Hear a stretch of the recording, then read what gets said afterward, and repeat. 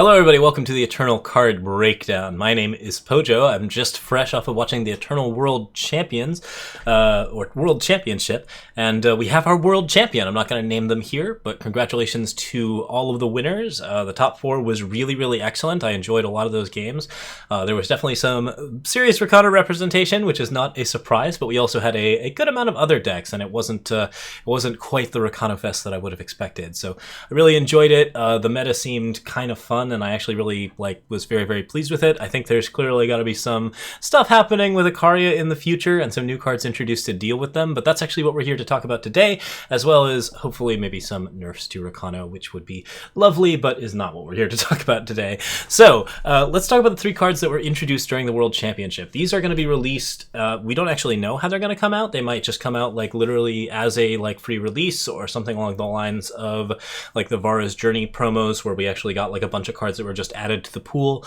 We don't know if this is going to be part of a campaign proper, which obviously probably there is going to be a campaign upwards in the making soon, but we don't really know what the release is going to look like. So we know that there are new cards coming out. We don't know how they're going to come out or exactly what type of setup we're going to see, but we do get to talk about them. So let's talk about these cards, because there are three new cards that are coming out that were spoiled today, and we're going to talk about each of them in turn and what they do and how they work.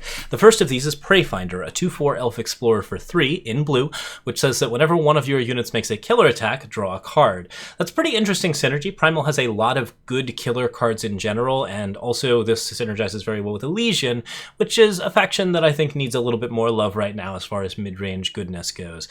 This basically just allows you to get lots of extra value out of all of your killer units and really sort of push killer units as a method of removal, which is very strong against Aegis metas, particularly anything with a lot of Ikaria in it, for example, but also allows you to just sort of build some interesting mid-range piles and do some really cool stuff with it. In addition, there's a decent amount of low-cost killer units out there now, too. You have the Yeti Bully as a 1/1 that you can do some interesting buff stuff with. You have the 3/1 killer, I believe it's a 3/1 for 3 with 2 time influence, big dinosaurs. So there's some interesting dinosaur options, which synergizes fairly well with Explorers.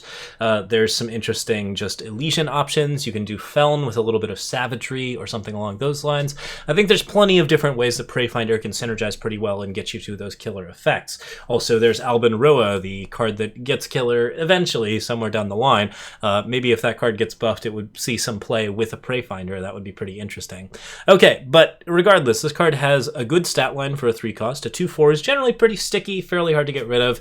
Could get silenced or something like that, but if that happens, you're probably not too badly bothered, because you still got something on board that prevents aggro decks from running over your face while you are setting up your killer units to deal with larger flyers and Aegis units and a lot of the other scary stuff. So I think overall the stats are there for this card to actually see play and get you that sort of value engine kind of play that you want. So if there are a lot of killer units that you're interested in, this is a good card to support that faction. In addition, it's also an elf and an explorer, both of which are pretty relevant unit types. It seems like there might be a little bit more elf tribal coming up in the future, but also there's some good elf tribal happening right now in the form of our relic card that gives elves buffs, and Zende the Heartbinder, which cares about that relic card. So if you want to play some Feln with killer, that's certainly an opportunity. Also, as an explorer, this unit's pretty sticky. Explorers tend to synergize pretty well with killer effects, dinosaurs, sentinels, other things like that. So that's something else that we could actually see some interesting play out of. I think both of those unit types are relevant. I think the stat line's good. I think the cost of it is a little bit prohibitive, but not too badly prohibitive. So this seems like overall just a very well-statted card, should slide very easily into whatever kind of killer deck you want to build. So overall, very much in favor of this card. It's not going to be a huge powerhouse, because it is not an immediate onboard effect, and the killer effects that it supports are not necessarily going to be amazing. But if you manage to play down some killer units without any actual targets, and then later on you get the ability to activate this, that's some way to get some immediate onboard advantage out of the card. So there's some potential here for this card to have immediate impact and influence. Overall, I think it's just reasonably well statted. It's not going to be a game breaker in any scenario, but it clearly supports a lot of different options and could be very cool, especially if we see it in some sort of draft format. I think, yeah, it's a really interesting card, should support killer effects quite well, and killer is something that seems to be getting pushed with these cards that we have seen, because, yeah, overall that seems like a good place to push cards. It actually allows us to deal with Aegis units a little bit better, and that's something that we really want on against Rakano. Okay, so the next card that we're going to look at here is Uldra Veil Ripper. Uldra is a 6 cost that says summon, play 3 cards or 3 units with shift from your void and shift them. Entomb, play 3 units with shift from your void and shift them. So this is a card that really emphasizes the strengths and weaknesses of shift units. Obviously, this card is worth 6 cards worth of advantage if everything goes right. And in addition, it also triggers any shift-based effects. So if you're trying to shift something to get a particular bonus, say if you're shifting that elf that gives you 3 dark elves, or if you're shifting Embargo Officer or Gar to silence your opponent's void, or silence your opponent's hand, or mess with their void or market. There are a lot of like on-shift effects that you can actually do some interesting things with them. On the other hand, shifted units are not known as immediate board impact. So Uldra Veil Ripper plays as a 7/5 with a bunch of other units that come out and maybe perform their shift effects, but then it's 3 turns until they get to actually activate, deal their damage, and present their board presence. So you can still lose to sweepers with Uldra Veil Ripper. This card's overall card advantage, while completely wild, is not necessarily going to translate into board advantage in a situation where you need it. So while the high end on this card is extremely high, it's just absolutely amazing, there's also a low end where Uldra is just kind of a mediocre 6 that you're playing that may not actually get you the benefits that you want, and also devouring it to trigger the shifts is another thing. However, you can play this with a lot of interesting shift-based strategies. If you want to do card draw with shift, if you want to do Nikos the Unifier and immediately unshift all of these units, if you want to do Potion of Alacrity with like Xenon setups, shift a bunch of units,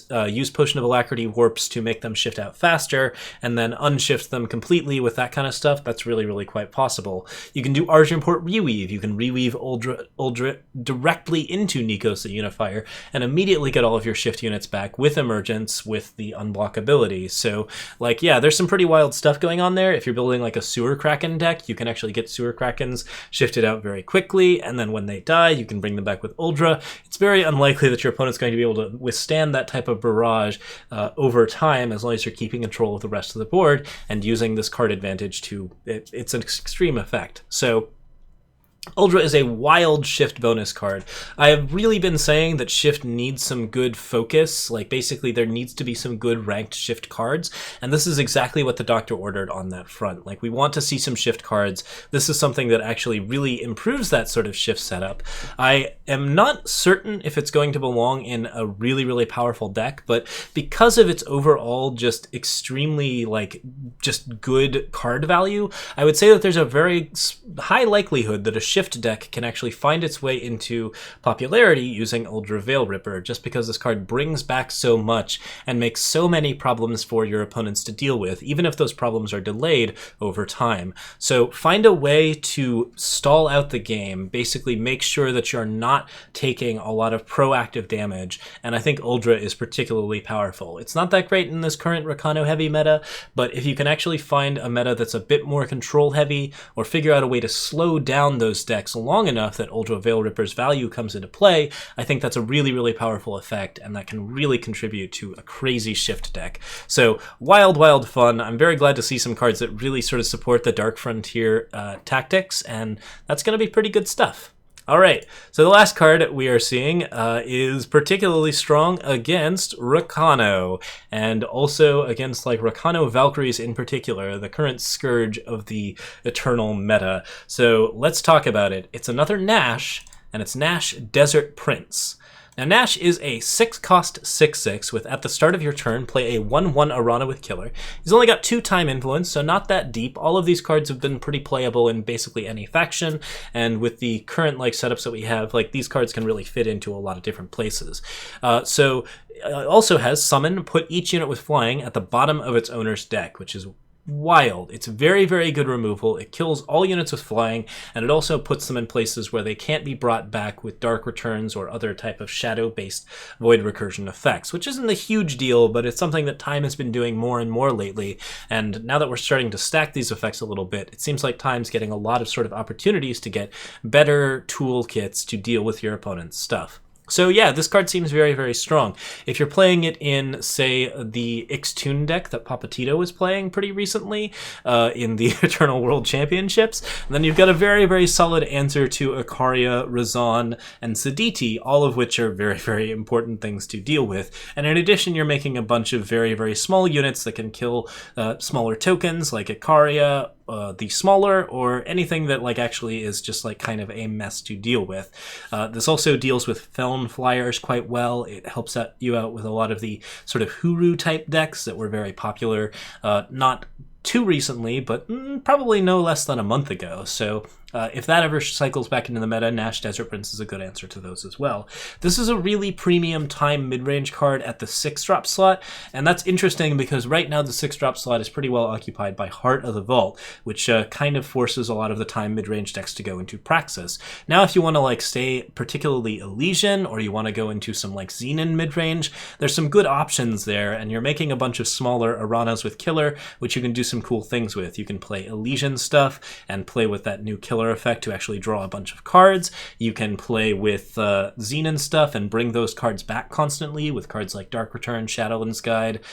Basically anything that brings back units from the Void can give you small removal effects that are fairly useful at getting rid of smaller units. And all of this is also while dealing with flyers, so allowing you to actually set up your mid-range without getting flown over the top and basically just having your head sort of bopped in while you are trying to set up all of these big mid-range units. It's yet another good answer to flyers in mid-range, which coupled with Sandstorm Titan allows for a really, really strong time mid-range focus that you can really do some neat things with. I like this card a lot. I think the ability to play small units while also having a big unit that does some pretty good stuff on board, like all of that really sort of translates out really well. I think this card is powerful, but not powerful in the way that a lot of the other 6-drops that have been set up. So it's very different, and it kind of gives you some really interesting choices as far as deck building goes for your mid-range stuff without adding, I think, a lot of power to any of those decks. It really, really harms a particular section of the meta, so that's something that's really, really important for contributing to good gameplay, but it's not so like big or powerful that it's going to completely warp the meta. And indeed, if flyers go away, this card becomes less powerful and it becomes something that you want to cycle out a little bit more. That's good card design. Like, I think that's something that we specifically want, and like this is something that actually does do like a lot of cool things all at once, while also being something that like is also something your opponent wants to remove immediately. The kind of 6-drop that I can definitely get behind, and I think overall just a really, really good answer to the current Rakano meta. So now that World Championships is over, we're hoping to see some new patch. I would hope to see some new nerfs or buffs. A lot of people are a little bit fed up with them at the moment, so we'll see if that's what happens, or if it's just the cards that are released to change the meta up.